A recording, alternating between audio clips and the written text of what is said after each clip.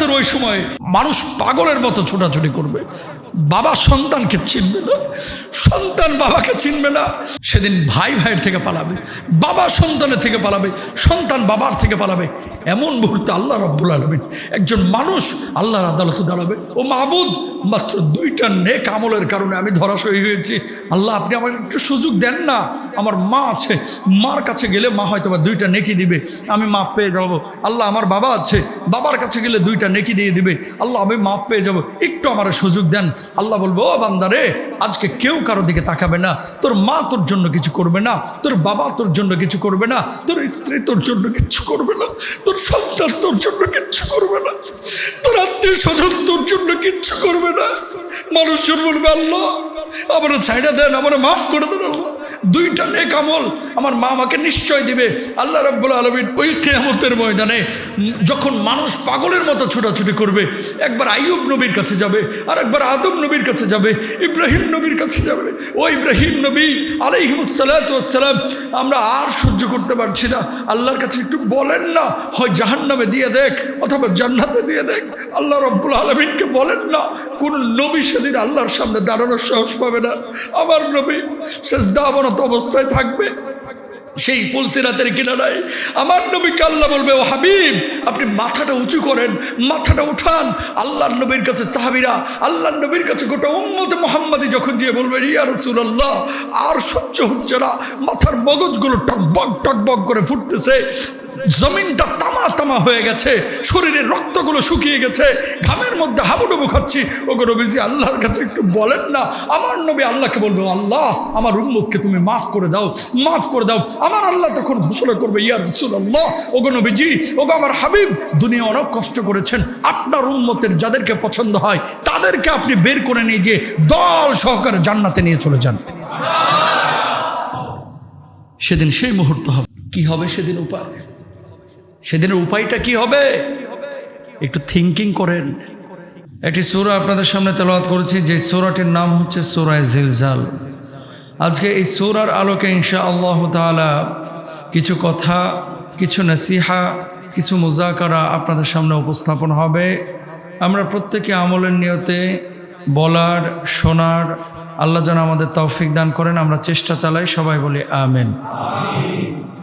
সূরা জিলজাল এমন একটি গুরুত্বপূর্ণ সূরা, যে সূরাটি আল্লাহ সুবহানাহু ওয়া তাআলা নাজিল করেছেন হচ্ছে সূরা জিলজাল নামেই। এর অর্থ হচ্ছে ভূমিকম্প।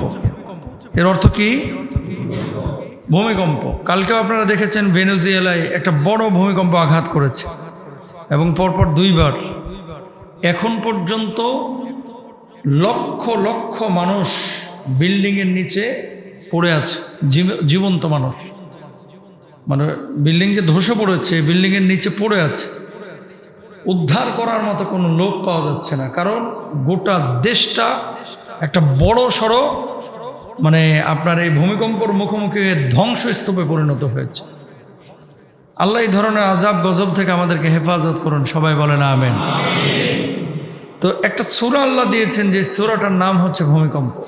মাঝে মাঝে ভাবি, দুনিয়ার এই 7 মাত্রা, 8 মাত্রা, 9 মাত্রার ভূমিকম্পে যদি লক্ষ লক্ষ মানুষের এরকম প্রাণহানি ঘটে, মহাভূমিকম্প কিয়ামতের ময়দানে যেদিন হবে, আল্লাহ যে কিয়ামতের সূচনাতেই আমাদেরকে দেখাবেন সেই দিনের ভূমিকম্পের ভয়াবহতা কতটা মারাত্মক হবে।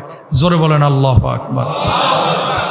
এটা আপনি থিঙ্কিং করতে পারবেন না, কল্পনা করতে পারবেন না। এটা আমি পারবো না, আপনি পারবেন না, এটা সম্ভব না। বিল্ডিংগুলো যখন একটা কাঁপুনি দেয়, কলিজার পানি কিন্তু শুকায় যায়। বিশেষ করে যারা বড় বিল্ডিংয়ে থাকেন, টিন সেটওয়ালাদের ভয় কম, যে পড়লে টিনডাইতে পড়বে, আর যাই হোক মরতাম না। চাচা, এত নিশ্চিন্তে থাকার কারণ নাই। টিন পড়লে মরবেন না, দেয়াল পড়লে ঠিকই মরবেন। কথা বলেন না? তো দেয়াল পড়তে পারে না, গায়ে পড়তে পারে। মাঝে মাঝে ভয় হয়। ছোট্ট একটা সিটি, ঢাকা সিটি, 4 কোটি মানুষ। এই ঢাকা হচ্ছে মসজিদ মাদ্রাসার শহর, এই ঢাকা হচ্ছে আল্লাহওয়ালাদের শহর। যেমনইভাবে হারামখোর, পাপিষ্ঠ, জেনাকাররা ঢাকায় থাকে, আল্লাহওয়ালা তাহাজ্জুদ গুজার লক্ষ লক্ষ মানুষ ঢাকায় থাকে, ঠিক কিনা? এদের কারণে আল্লাহ রাব্বুল আলামিন কিন্তু করোনার সময় বাংলার জমিনের মানুষগুলোকে রক্ষা করেছে। এই মসজিদগুলো মাদ্রাসাগুলোর কারণে, আলেম ওলামাদের কারণে, বাচ্চাদের কারণে, যারা রাত্রিবেলায় গভীর রাত্রে আপনারা তাহাজ্জুদ আদায় করেন, আপনাদের কারণে আল্লাহ কিন্তু হেফাজত করেছে। দেখেন, এটা নিয়ে কিন্তু আমরা চিন্তা করতেছি না, ফিকির করতেছি না। চিন্তা ফিকির করে আপনি কি করবেন? যদি সিডোর আসে, আইলা আসে, মানুষকে কিছু করতে পারে না। কিন্তু একটা জায়গায় মানুষের সক্ষমতা আছে আমাদের, সেটা কি? যেই মালিক এই ভূমিকম্প পাঠায়, সেই মালিকের রাগটাকে দমানোর সক্ষমতা ওই মালিকই আমাদেরকে দিয়েছে। সেই সক্ষমতা হচ্ছে চোখের পানি। চোখের পানি, বুঝেন নাই কথা? ভূমিকম্প দেন কে? সিডোর, আইলা। সেই 2007-এ সিডোর হয়েছে, আইলা হয়েছে। এক সপ্তাহ আগে আমার সফর ছিল সাতক্ষীরায়।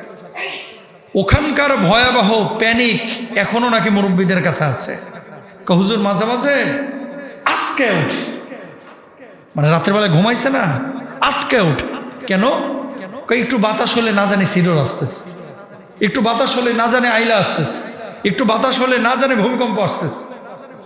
অসংখ্য মানুষ আপনাদের আমাদের মধ্যে এখন আছে কিন্তু, যাদের প্যানিকটা এখন খুব বেশি। একটু কাঁপুনি দিলেই ভয়ে আতঙ্কিত হয়ে যায়, না জানি আমাদের বিল্ডিংটা আমার উপরে ভেঙে পড়ছে কিনা।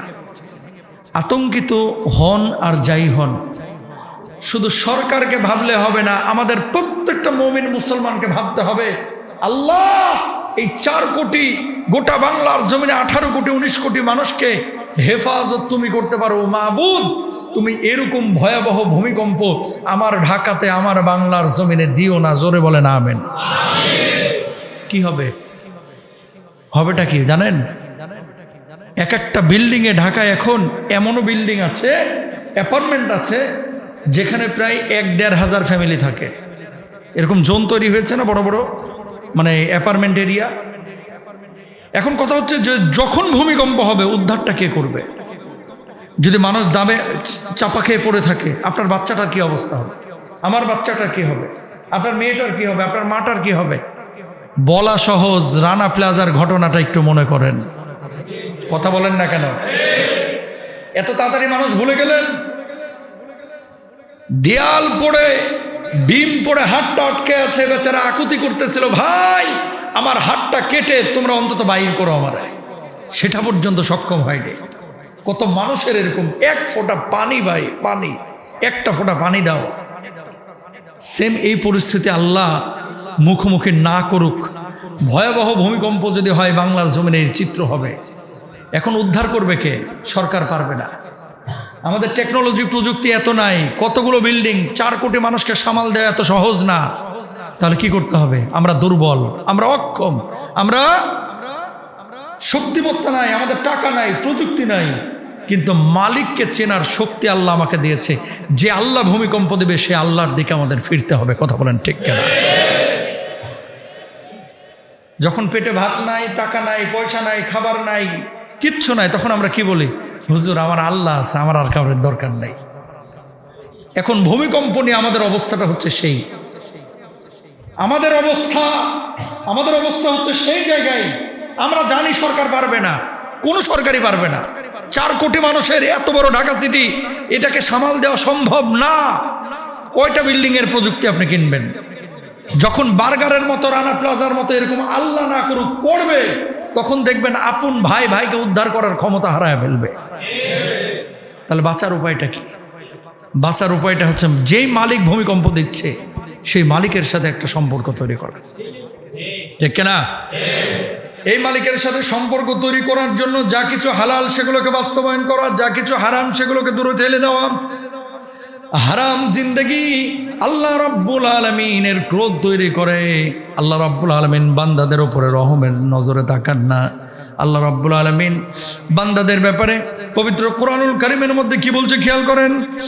ইদা জুলজিলাতিল আরদু জিলজালাহা ওয়া আখরাজাতিল আরদু আথকালাহা ওয়া ক্বালাল ইনসানু মা লাহা ইয়াওমাইদিন তুহাদ্দিসু তুহাদ্দিসু আখবারহা।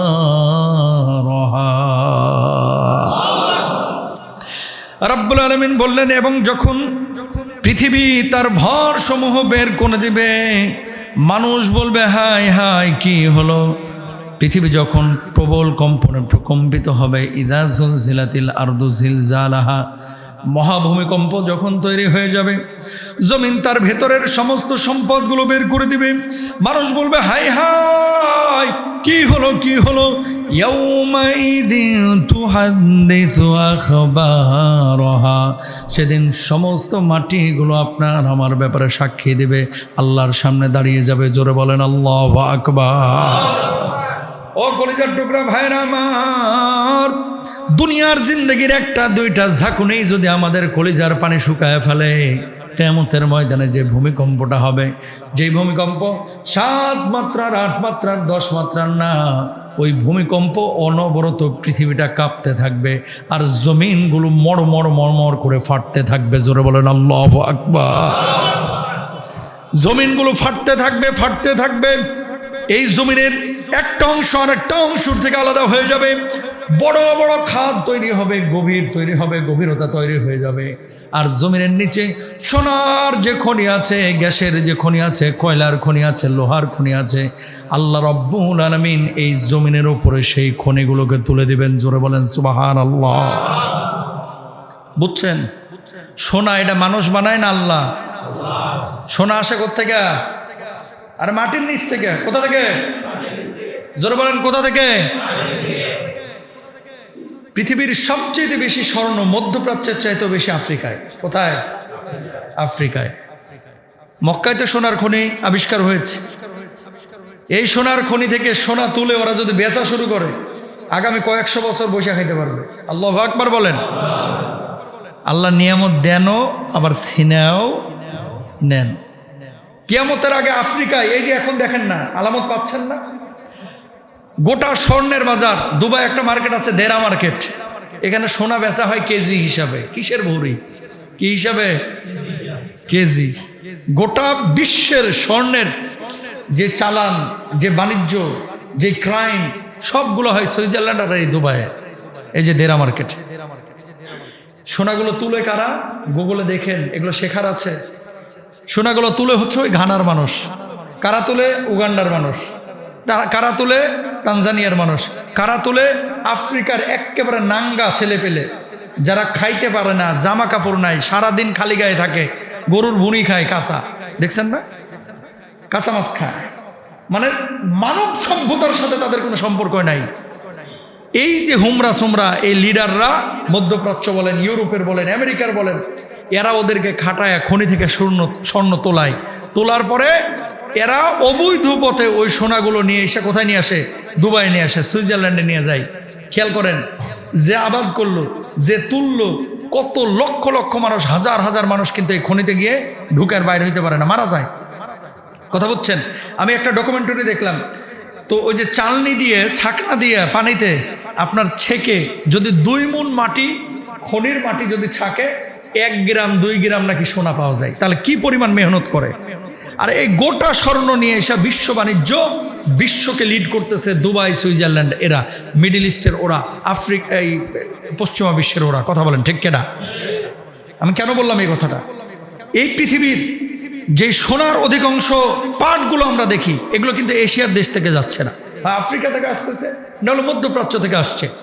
গোটা আফ্রিকার যে একটা দুর্ভিক্ষের অবস্থা, গরিবানা হালত, এটা কিন্তু থাকতো না যদি ওরা ভালো হইতো আর নিজেদের সম্পদ নিজেরা ধরে রাখতে পারতো। কথা বলেন ঠিক কেনা?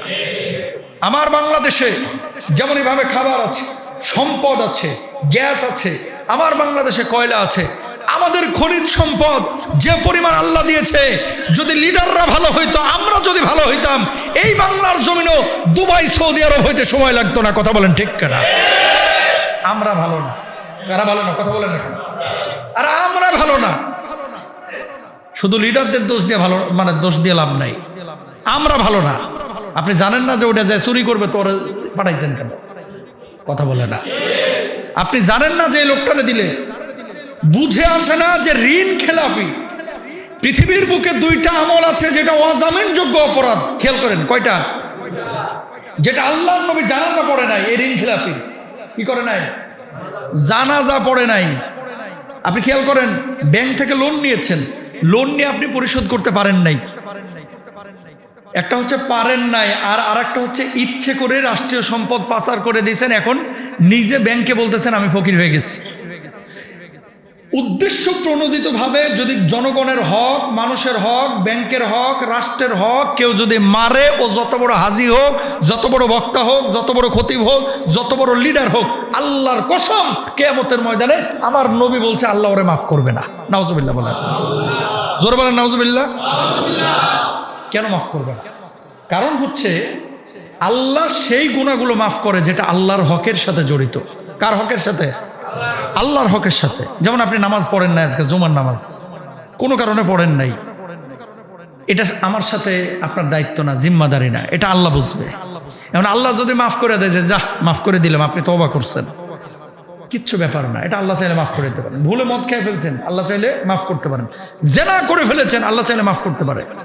সুদ খেয়ে ফেলেছেন, আল্লাহ চাইলে মাফ করতে পারে। এগুলো কবিরা গুনাহ, কিন্তু কবিরা গুনাহ, কিন্তু আল্লাহ চাইলে মাফ করতে পারে। কিন্তু ওই আলম ভাইয়ের 20,000 মাইরে দিচ্ছেন, ওই জামাল ভাইয়ের 5,000 মাইরে দিচ্ছেন, আর এক দোকান থেকে বাকি খায় আপনি 10,000 মাইরে দিচ্ছেন, ব্যাংকে দেখাইছেন বিশাল বড় আমার বিল্ডিং, বিশাল বড় আমার সাভারে গার্মেন্টস, 2,000 কোটি টাকা লোন নিয়ে আস্তে করে চিপা চাপা দিয়ে সুইজারল্যান্ডে ভাগ্যে গেছেন। এখন ব্যাংক, গার্মেন্টসও নাই, মালিকও নাই, কেউই নাই, পালায় গেছেন। খেয়াল করেন, পালায় গিয়ে বদমাইশ আবার প্রতি বছর উমরাতেও যাচ্ছে, হজ্জেও যাচ্ছে, কথা কয় না। আপনি মনে করতেছেন ঋণ খেলাপি এরা কি হজ উমরা করে না? করে কি করে না? আল্লাহর কসম করে বলতেছে, আল্লাহর নবী সাহাবী রিদওয়ানুল্লাহি আনহুম আজমাইন দাঁড়ানো একজন সাহাবীর লাশ নিয়ে আসা হয়েছে।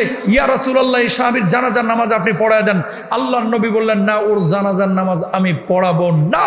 সাহাবীরা বললেন ইয়া রাসূলুল্লাহ, সে তো আপনার সাহাবী, কেন তার জানাজার নামাজ আপনি পড়াবেন না?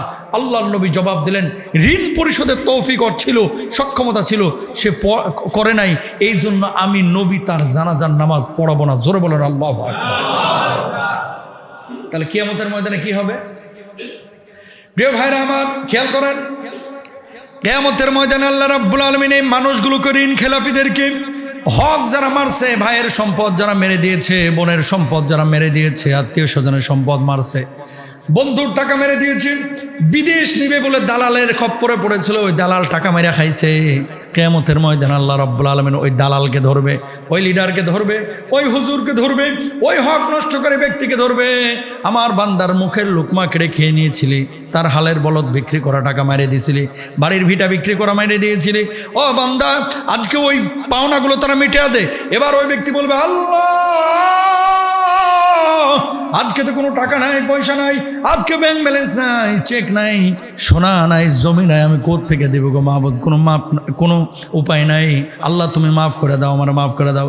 আল্লাহ বলবে, বান্দারে আমি ততক্ষণ মাফ করতাম যদি আমার হকটারে তুই নষ্ট করে দে, কিন্তু আমার বান্দার হক নষ্ট করেছিস। আমি আল্লাহ রাব্বুল আলামিন যদি মাফ করে দিই, তাহলে ওই বান্দার উপরে জুলুম হবে। আমি আল্লাহ রাব্বুল আলামিন, আমি কোনো বান্দার উপরে জুলুম করতে পারি না। জোরে বলেন আল্লাহু আকবার। এবার বলবে, মাবুদ বাঁচার উপায় কি? আল্লাহ বলবে, মালাকুল না, জিবরিল আমিন এদিকে আসো, ওর আমলের মধ্যে দেখো কতটা হজ আছে, কতটা উমরা আছে, কতটা নামাজ আছে, একটু খেয়াল করো। আল্লাহ নামাজ পড়ছে, বদমাইশ হক মারছে, কিন্তু নামাজ আবার ঠিক রাখছে। হক মারছে কিন্তু 3 বার বড় হজ করছে, হক মারছে এতিমখানা বানাইছে, হক মারছে বাপের নামে মসজিদও বানাইছে।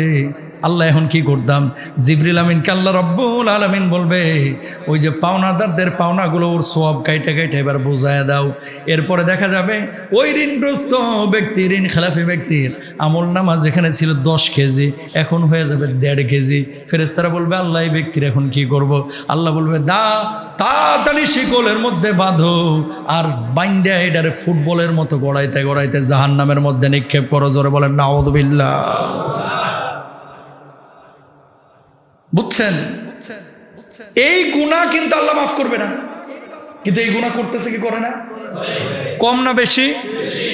এই বাংলাদেশের যত সমস্যা এই একটা কারণেই। কথা বলেন না কেন? সৎ তখন বোঝা যাবে যদি মাল রাখেন তার কাছে, এর আগে মানুষ চেনা যায় না। বুঝেন নাই কথা? 20,000 টাকা হাতে দিয়া বা 2 লাখ টাকা হাতে দিয়ে বললেন যে ভাই 2 দিন রাখেন, আমি পরে এসে নিয়ে যাব, বা 2 মাস আপনার কাছে রাখেন, লোক চিনার উপায় আছে। 5,000 টাকা রাখেন যে ভাই 3 দিন পরে নিয়ে যাব। যদি যেমনে দিয়ে গেছেন, যেই নোট দিয়ে গেছেন সেটাই ফিরিয়ে দেয়, জানবেন লোকটা সৎ মানুষ। আর যদি দেখেন দিয়ে গেছেন কচকচ্ছে 5,000, 5টা নোট একেবারে করকুড়া, 3 দিন পরে আসতেছেন লেসরা 5,000 দিতেছে, তার মানে জানবেন ওই 5,000 কিন্তু খরচ করছে। কথা বুঝেন নাই?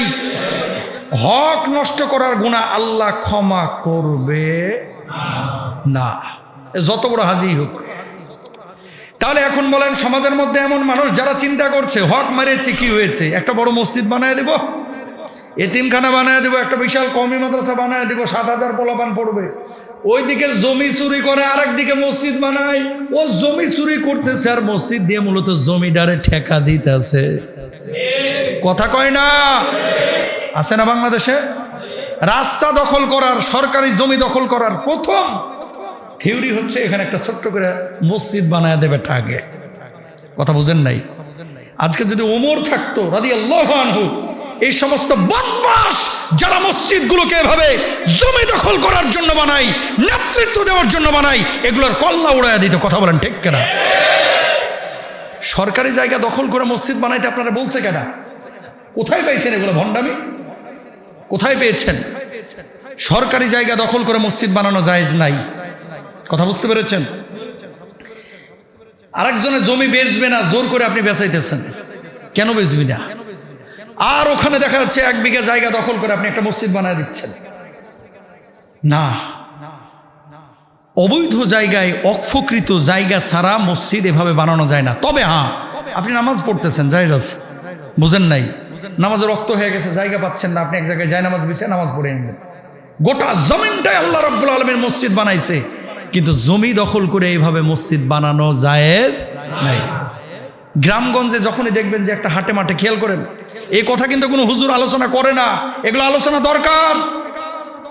এখানে একটা মাছের বাজার হচ্ছে, দেখবেন চিপা দিয়ে একটা আগে মসজিদ বানাই, তারপর মসজিদের পাশ দিয়ে ছোট ছোট মার্কেট বানানো শুরু করে। কথা বুঝছেন? ফ্রেম কিন্তু মসজিদ। যদি মাকসাদ এরকমই হয়ে থাকে যে এটারে বানায়া তারপরে আস্তে আস্তে শুরু করলাম, হারাম। আর যদি এমনটা হয়ে থাকে যে আমাদের নামাজের জায়গা নাই, আমরা নামাজ পড়তেছি, সরকার উঠতে বললে উঠে যাব, যার জমি সে উঠতে বললে উঠে যাবে। আল্লাহর জমিন আল্লাহ বানিয়েছেন, এই জমিনের মালিক আল্লাহ। আপনি নিজে একটা জায়গা কিনা মসজিদ বানাইতে পারেন না, 50 জন, 20 জন, 30 জন মিলে। আপনি মনে করছেন বাজারের ব্যবসায়ীরা যদি নিয়ত করে যে আমরা একটা মসজিদ বানাবো, তাদের জন্য 1-2 এর ব্যাপার, কিন্তু না, ওই দখল করা মসজিদে নামাজ পড়বে। এরকম বহু মানুষ আছে। এই ইন্টেনশন চেঞ্জ করতে হবে ইনশাল্লাহ। বলেন, এই জমিনটার মালিক যিনি, সে আল্লাহ যেভাবে বলেছে সেভাবেই আমাদের চলতে হবে। তাহলে হক নষ্ট আমরা কেউ করব না। ভাই হয়েছেন আপনি, বোনদের সম্পদ বুঝিয়ে দেবেন, বোনদের হক কখনো নষ্ট করবেন না। মনে রাখবেন, পৈতৃক ভিটায় আরেকজনের সম্পদ যদি আপনি নিয়ে নেন, এভাবে কিয়ামতের ময়দানে আপনার আমল কেটে আল্লাহ তাআলা ওই বোনকে বুঝাবে, আপনাকে দেওয়াই লাগবে ভাই, হয় এখানে দিবেন না হলে আখিরাতে দিবেন। তাহলে এখানে দিয়ে দেওয়া ভালো না? হিসাব বুঝেন। ধরেন বাপের সম্পত্তিতে বোনের হক ছিল 2 কাঠা জায়গা, আপনার কথার কথা এখানে 1 বিঘার মধ্যে 2 কাঠা বোন পাইছে। আপনি বোনকে ভুলভাল বুঝাইয়া দিলেন না, বা তেরামি করলেন, ঘাওরামি করলেন। আপনি মনে করেন না যে যাক পার পেয়ে গেলাম, এটা কিন্তু আপনাকে দেওয়া লাগবেই, হয় এই জন্মে, না হলে কোন জন্মে? ওই জন্মে। তো ওই জন্মে দিবেন কোত্থেকে? এই যে আজকে জুমার নামাজ আসছে, এই জুমার নামাজের সওয়াব কাটে আল্লাহ ওরে দিবে। আপনি হজ করেছেন, হজ্জের সওয়াব কাটে ওরে দিবে। আপনি রোজা রাখছেন, রোজার সওয়াব কাটে ওরে দিবে, যতক্ষণ পরিশোধ না হচ্ছে। তো দিতে দিতে দেখা যাবে আপনারই আমলের অবস্থা হচ্ছে 150 টাকা। আবার কাইটা কুইটা দিলে আপনার থাকেটা কি? পাল্লা ছাড়া কিছু নাই। কথা কন না কেন? আছে না নাই? আছে। কথাগুলো শক্ত হলো বাস্তব। কার জন্য সম্পদ খাচ্ছেন?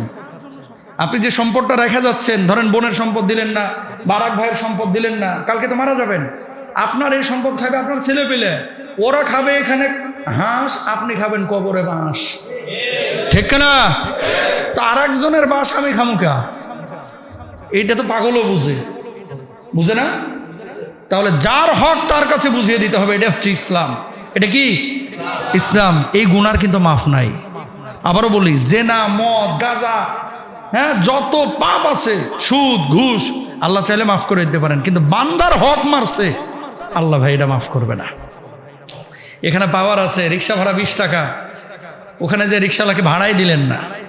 বাসওয়ালারা বলে আমার চেনস, আমি কে? আমি ভাবি বিশ্ববিদ্যালয়ের সাধারণ সম্পাদক। এই যে হেডম, এগুলো দেখানো যাবে না। আপনি মানুষ, এটা মাথায় রাখতে হবে। এখনকার মানুষ কেন যেন আমরা এরকম আত্মহমিকা, অহংকার, দাম্ভিকতা এগুলো আমাদেরকে পেয়ে বসেছে। মাঝে মাঝে গরিবদের সাথে মিশবেন। দেখেন না আমি কি করি, আমি এখানে সেনা হুজুরের মতো চলি, মাহফিলে গেলে ঠিক আছে, আমি যখন শিক্ষকতা করি ঠিক আছে, আমি যখন জুমার খুতবা দিই আমি আমার গেটআপ সেটআপ নিয়ে আসি, কিন্তু যখন আমি চ্যারিটির কাজ করি আমি কিন্তু বস্তা মাথায় নিতে পারি। তো আমি যদি এখন চিন্তা করতাম আরে লন্ডনের আরামের জিন্দেগি রেখে আমি ওই ঘামওয়ালার সাথে কেন বস্তা বহাবো, আমি তো বস্তাটা বহন করতেছি আমার আখিরাতের পুঁজির জন্য। আল্লাহু আকবার। বুঝেন নাই কথা মনে হয় কি বলেছি।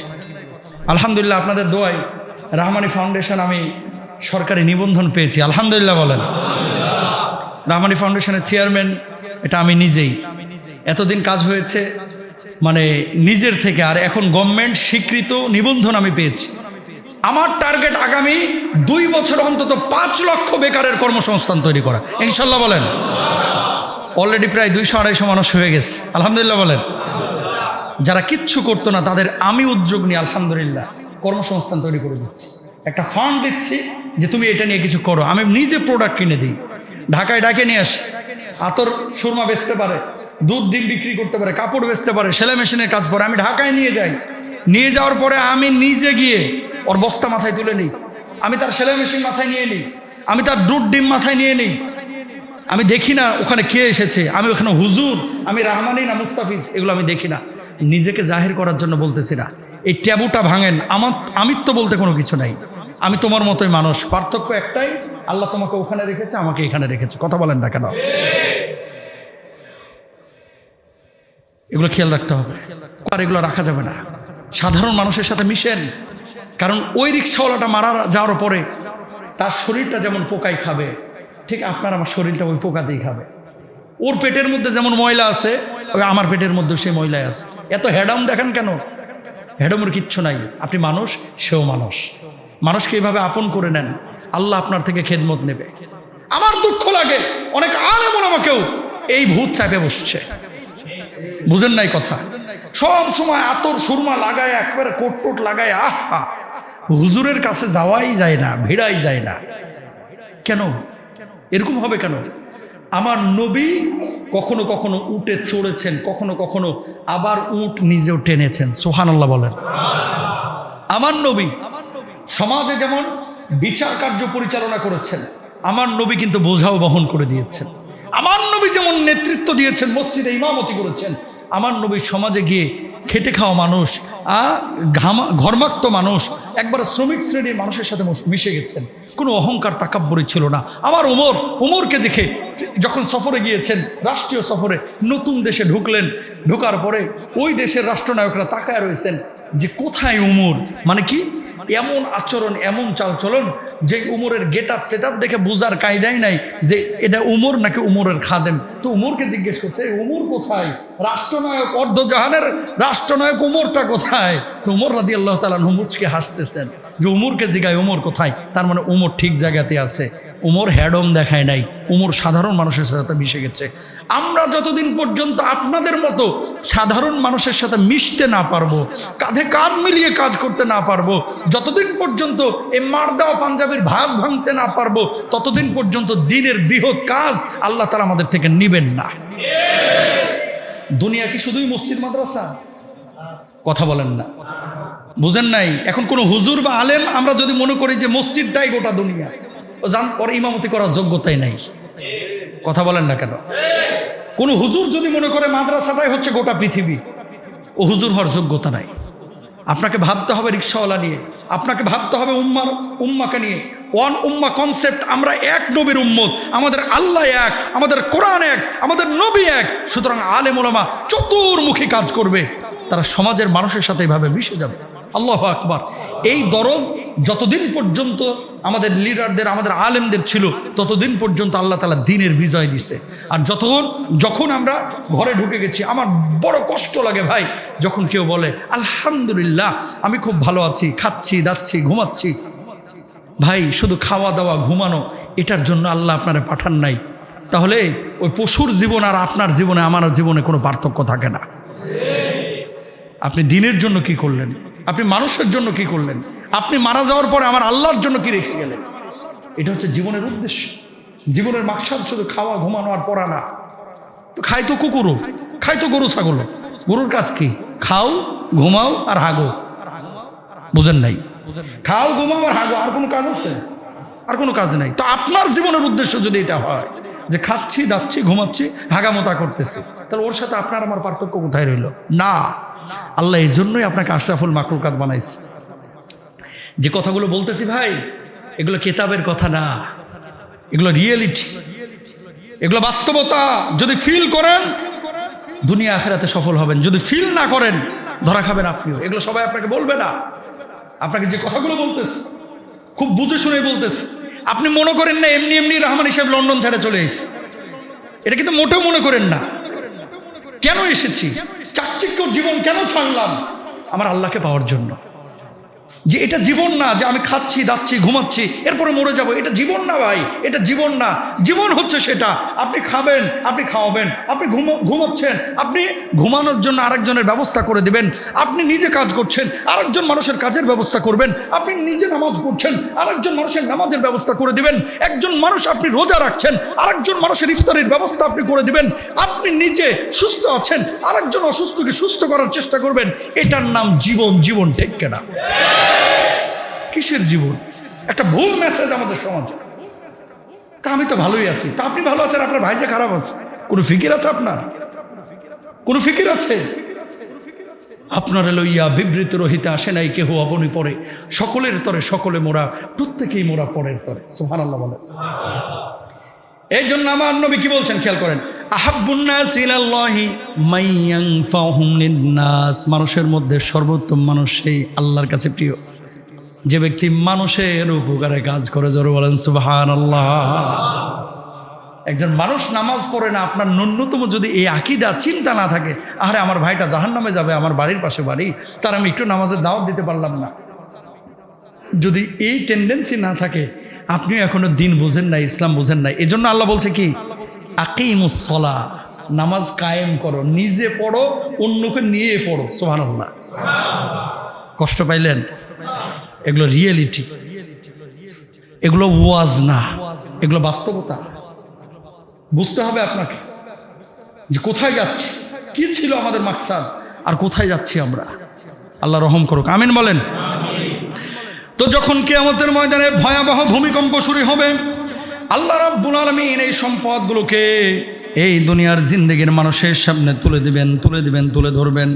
মানুষজন দেখতে পাবে স্বর্ণের খণ্ডগুলো পড়ে আছে, দেখতে পাবে মানুষগণ গ্যাসের খনিগুলো বের হয়ে গেছে, মানুষ দেখতে পাবে কয়লার খনিগুলো বের হয়ে গেছে, মানুষ দেখতে পাবে ব্যাংকের ভোল্টের যে বড় বড় অ্যামাউন্টগুলো ছিল, টাকাগুলো ছিল, বান্ডেল বান্ডেল ডলার পড়ে আছে, পাউন্ড পড়ে আছে, কিন্তু তার দিকে কেউই তাকাবে না। আল্লাহ রাব্বুল আলামিন এই আয়াতের তাফসিরের মাধ্যমে আমাদের মুফাসসিররা বলছেন, তাফসির করতে গিয়ে সেদিন ওই সম্পদগুলো মানুষদেরকে এভাবে ডাকবে, আয় আয় কাছে আয়, কাছে আয়। কেন ডাকবে? আমার জন্যই না হারাম খাইছিলে, আমি পড়ে রয়েছি, এখন দেখ কোনো কাজে লাগে কি। আল্লাহু আকবার। বুঝেন নাই? সোনার খণ্ডগুলোর জবান খুলে দিবে আল্লাহ, সোনাগুলো আপনাকে ডাকবে, আয় আয় আয় আয়। যে আমি পড়ে রয়েছি আমার নে, এই যে ডলার পাউন্ডগুলো আমার কামাইতে গিয়ে নে, হারাম করলি, এই ডলার পাউন্ডগুলো এখন নে। না এখন নিতাম না। কে নিবি না? কোনো কাজে লাগবে না, দুনিয়ায় তো কাজে লাগতো। তাহলে এখন বুঝলি না এই যে ভয়াবহ অবস্থাটা, সামনে যায় দেখ কি অবস্থাটা হয়। আল্লাহ মাফ করুক, আমিন বলেন। রাব্বুল আলামিন কি বলছেন, কি অবস্থা? ইয়া আইয়ুহান নাসুত্তাকু রাব্বাকুম ইন্না জালজালাতাস সাআতি শাইউন আযীম।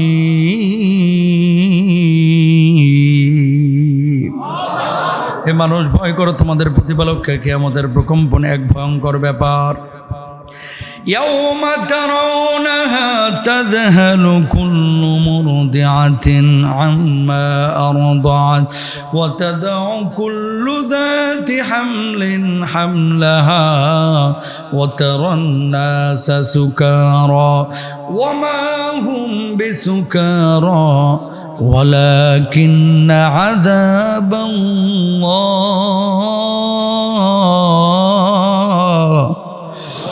ওয়ালাকিন আযাবাল্লাহি শাদীদ।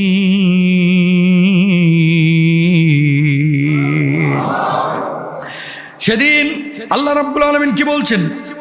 এমন ভাবে প্রত্যক্ষ করবা, দেখবা স্তন্যদানকারী মা তার সন্তানের ব্যাপারে কথা ভুলে গেছে, তার সন্তানের কথা ভুলে যাবে।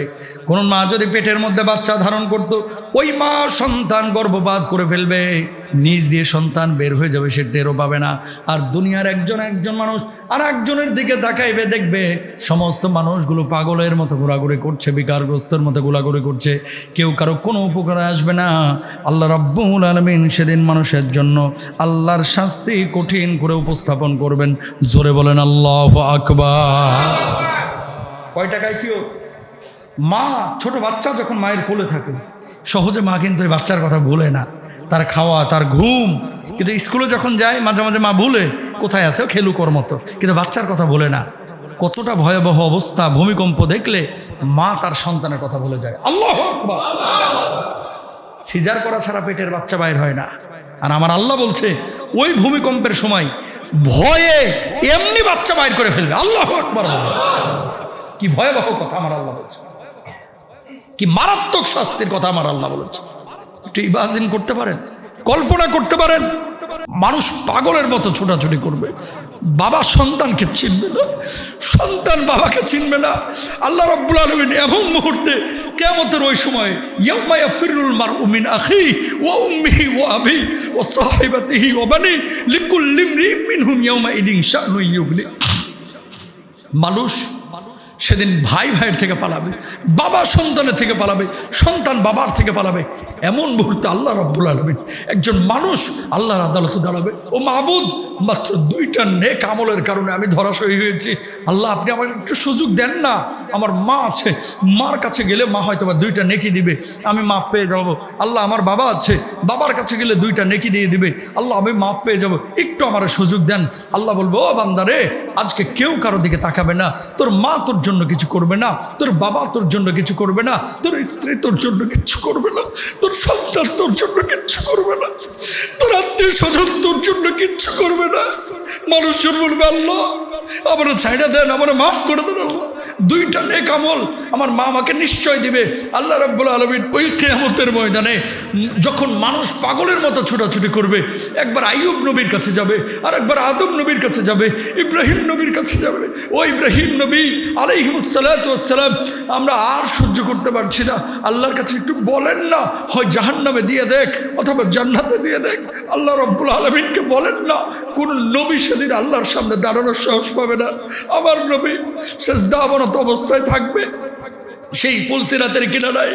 আমার নবীকে আল্লাহ বলবে, ও হাবিব, আপনি মাথাটা উঁচু করেন, মাথাটা উঠান।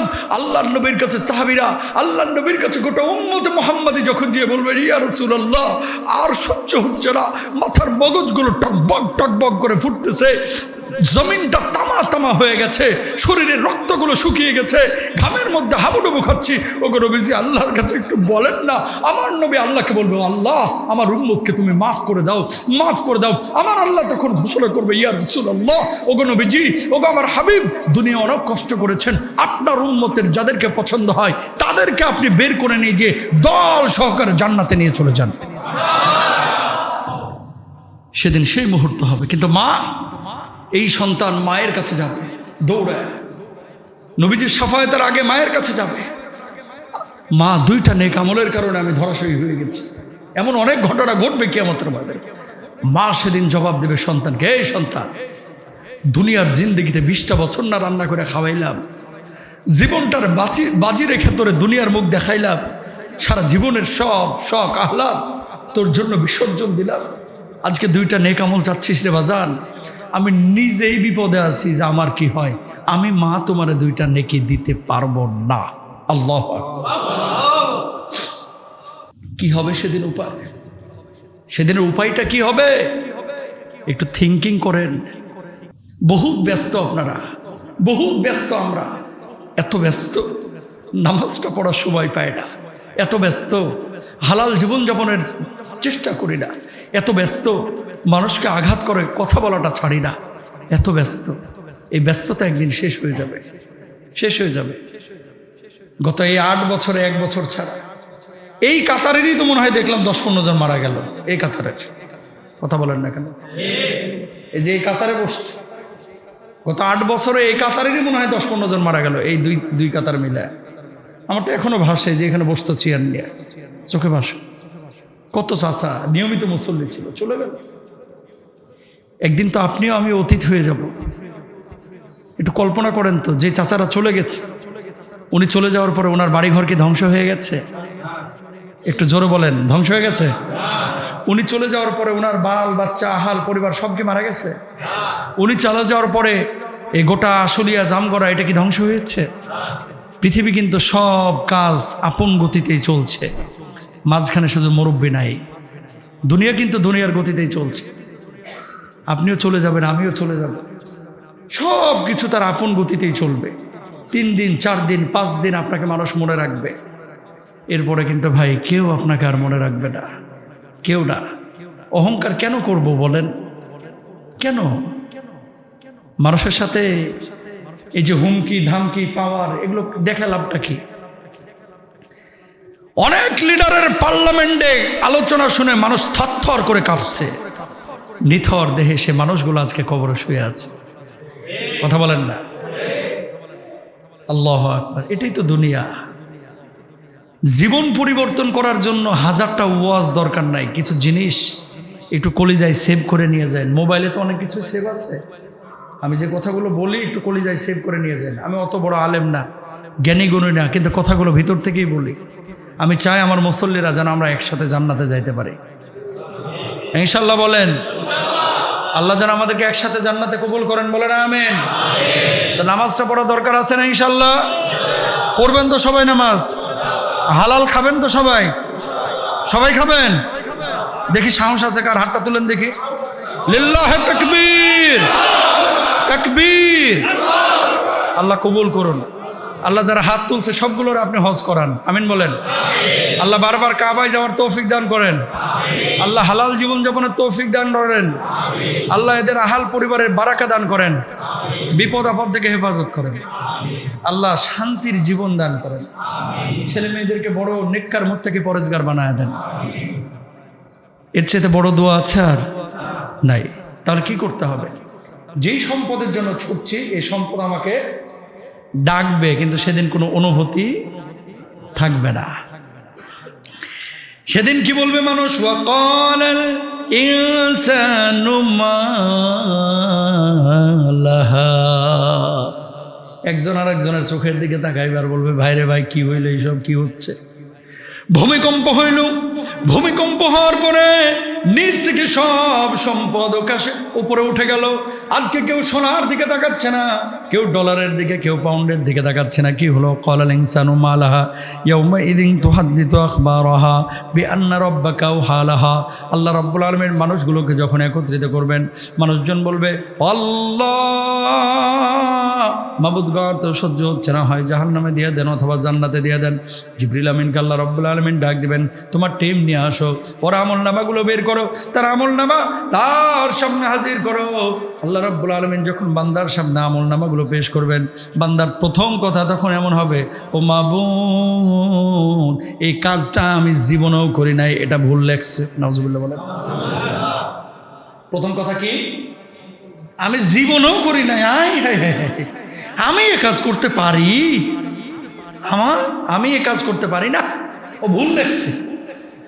এবার আল্লাহ বলবে, কি ফেরেশতারা তোমরা কি ভুল টুল লেখছো নাকি? আল্লাহ ডকুমেন্ট কিন্তু খাড়া আছে। কি? যেই জায়গায় দাঁড়ায় আকামটা করছে ওই জায়গার মাটি লইতেছে, মাটি নিয়ে গেছে। কোথাকার মাটি? ফ্যান্টাসি কিংডমের, ওয়াটার কিংডমের মাটি। কথা বুঝেন নাই? পানির ভিতরে কোন সিপাই ঢুকছিল, এই সেদিন পানিও সাক্ষী দিবে। যুবকদেরকে বলতেছে, গোসল করতে গিয়া কোন সিপাই ঢুকছো, ওই সিপাও সেদিন সাক্ষী দিবে। কোন জায়গায় দাঁড়ায় ফেন্সিডিল খাইছো, ওই মাটি সাক্ষী দিবে। মাটি এবার হাজির। ফেরেশতারা বলবে, মাটি তুই না ফ্যান্টাসির মাটি? কয় হা। জামগড়ার মাটি না তুই? কয় হা। তুই সাক্ষী দে। ও কি তোর উপর দাঁড়ায় কাজ করছে না? আল্লাহ আমার ওপরেই দাঁড়ায় করছে যখন ফ্লাইওভারের কাজ চলতেছিল। কথা বুঝেন না? একেবারে ওইভাবেই যে অবস্থায় দাঁড়ায় ওই কাজটা করছে, আকাম কুকাম করছে, ঠিক ওই জায়গার মাটি সেদিন জবান আল্লাহ খুলে দিবে। কার কিছু লাগবে? আল্লাহ ভিডিও আছে। কি ভিডিও? হ্যাঁ, তার হাত সেদিন সাক্ষী দিবে, জবান সাক্ষী দিবে, একবারে প্রতিচ্ছবি তার সামনে চলে আসবে। মোবাইলে যদি এত কিছু সেভ রাখা যায়, হ্যাঁ, আল্লাহর কাছে কি সেভ আছে আপনি বুঝতেছেন না? বুঝবেন সেদিন, যেদিন বুঝে কোনো লাভ হইব না। কথা কন না কেন? তাহলে এখনই বুঝতে হবে। হাতরে বলবে যে এই হাত দিয়ে তো তুই সুদ খাইছিলি, এই হাত দিয়ে তো আরেকজনের ব্যাড টাচ করেছিলি, এই হাত দিয়ে তো আরেকজনের ঘুষি মারছিলি। না না না না না, আল্লাহ এই কাজ জীবন আমি করতে পারি না। হাতের জবান খুলে দিবে, এই বদমাইশ, আমি নিজে সাক্ষী দিতেছি তুই জুন মাসের 26 তারিখে ঘুষি মারছিলি কামাল মিয়ারে। পালাইব কোন দিক দিয়ে? উপায় আছে নি? এরপরে যখন ধরা খাইব, চোখে সাক্ষী দিবে, কানে সাক্ষী দিবে, হাতে সাক্ষী দিবে। আল্লাহ আমি মিছা কথা কইছি, আমার মাফ করে দেন। আল্লাহ বলবে যে তাহলে এতক্ষণ লাফাইলি কেন? মাফ সেটা আমার ইশারায়, কারে হবে না হবে পরের কথা। ইন্নাস সামা ওয়াল বাসারা ওয়াল ফুআদা কুল্লু উলাইকা কানা আনহু মাসউলা। সবকে জিজ্ঞেস করা হবে সেদিন। আপনার মুখ, জবান, চোখ নিজেরাই সাক্ষী দেবে। সেদিন অ্যান্ড্রয়েড ফোনও লাগবে না, পালানোর কোনো উপায়। এবার মানুষজন বলবে যে আল্লাহ বাঁচায় দেন, আল্লাহ ভুল করছি, মাফ করে দেন। তো যাদের ব্যাপারে আল্লাহর দয়া হবে আল্লাহ মাফ করবে, যাদের ব্যাপারে দয়া হবে না তাদের মাফ করবেন না। وقال الإنسان ما لها يومئذ تحدث أخبارها بأن ربك أوحى لها يومئذ يصدر الناس أشتاتا ليروا أعمالهم। দলে দলে মানুষকে জমা করা হবে। এই দলের লিডারকে? আল্লাহ দলের লিডার হিন্দু। দলের লিডারকে? আল্লাহ হুজুর। দলের লিডারকে? খতিব। দলের লিডারকে? অমুক দল তমুক দল। যেই হোক না কেন, যে আপনাকে সৎ কাজের আদেশ করেছে, যে আপনাকে সৎ কাজের দিকে দেখিয়েছে, যে আপনার জন্য ভালো কাজ করেছে, এই সমস্ত লিডাররা তার কি উম্মত নিয়ে, সে সমস্ত লিডাররা, নবীরা তাদের অনুসারীদেরকে নিয়ে, সে সমস্ত পীর সাহেবরা তাদের অনুসারীদেরকে নিয়ে দলে দলে জমা হবে। এখন যা দেখতেছে যারা অনুসরণ করছে, হে বেড়াই জান্নাতে, জান্নাত না জাহান্নামের সার্টিফিকেট নিয়ে বয়ে রয়েছে। তো আপনার লিডার যদি জাহান্নামী হয় আপনার অবস্থাটা কি হবে? কথা বুঝেন নাই? এই জন্য ব্যক্তি নির্বাচন, যাকে অনুসরণ করবেন, দুনিয়ার এই জামানার কোনো মানুষকে অনুসরণ না করে আমার নবীর সুন্নাহকে অনুসরণ করে। আর যারা নবীওয়ালা কাজ করতেছে এদের অনুসরণ করে, যে যাকে অনুসরণ করলে আল্লাহকে পাওয়া যাবে। শোনেন, এটা আবার আওয়ামী লীগ বিএনপির ওয়াজ মনে করেন না, আমি সামগ্রিকভাবে বলতেছি। আমাদের মূল লিডার হচ্ছে মুহাম্মদুর রাসূলুল্লাহ সাল্লাল্লাহু আলাইহি ওয়াসাল্লাম। তো আমরা সেই নবীর সাথে উঠবো, আমরা সেই নবীকে খুঁজবো কিয়ামতের ময়দানে। কিন্তু আপনার ধ্যান, জ্ঞান, মন সব কিছুতে যদি নবীর চাইতে কাউরে আপনি প্রায়োরিটি দিয়ে থাকেন, এই দুনিয়ায় কিছু লোক আছে দেখবেন যে এত গবেষণা, এত চিন্তা লালন করতেছে, মানে পীর সাহেবের জন্য জান দিয়ে দিবে, কিন্তু পীর সাহেব নিজেই শিরিক কাজ করতেছে। হুজুরের জন্য জান দিয়ে দিবে, নিজেই শিরিক করতেছে, বেঈমান। অথবা এমন লিডার যার জন্য জীবন দিয়েও দিচ্ছে, লিডার নিজেও নামাজ কালাম পড়ে না, দিনও মানে না, দিনও ফলো করে না। তাহলে আল্লাহর কাছে আমরা কি জবাব দেব? এই জন্য উচিত হচ্ছে যার সাথে চলবো, যার সাথে উঠবো, যার সাথে বসবো, যাকে ভালোবাসবো, আমাদের ভালোবাসা হবে একমাত্র আল্লাহর জন্য, সম্পর্ক ছিন্ন হবে কার জন্য? আল্লাহর জন্য। এটা মূলনীতি, আপনারা লিখে নিন, মাথায় রেখেন। আল্লাহর জন্য এগুলোকে অনুসরণ করতে হবে, এগুলো বুঝতে হবে। শেষ।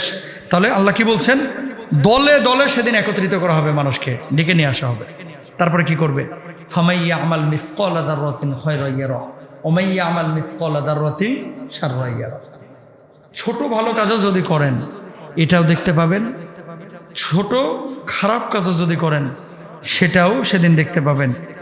সেদিন সৎ কাজের পরিমাণও আল্লাহ তাআলা যথাযথভাবে প্রতিদান দেবেন, অসৎ কাজের হিসাব আল্লাহ তাআলা কড়াই গণ্ডায় নেবেন।